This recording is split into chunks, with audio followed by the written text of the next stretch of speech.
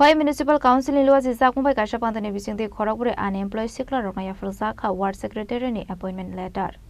Ashley Pandau Manjaka Khwai Municipal Council ni chairperson Devasis Nath Sharma, Khwai Hangko ni SDM Nirmal Kumar no khoboi tekobana dongro. निकला था Khowai municipal council की तरफ से 2025 अक्टूबर में इसमें 5 ward secretary के लिए रिक्रूटमेंट प्रोसेस स्टार्ट करना था।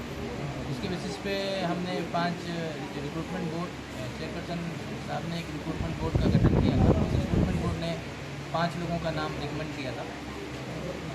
उसी के सिलसिले में आज हमने 4 ऑफर लेटर इशू किए हैं और एक जो ऑफर लेटर है क्योंकि कैंडिडेट जो हैं उन्होंने एक एफिडेविट फाइल किया था कि ड्यू टू पर्सनल रीजन की डजंट वांट टू ज्वाइन, तो इसीलिए उनका ऑफर लेटर इशू नहीं किया गया। बाकी 4 हमने सर इसमें लोकल कितने हैं सर? तो सारे तो त्रिपुरा से ही हैं, तो सारे ही लोकल हैं। Khwai ni sheme biplom ni kok thum chini khwarang.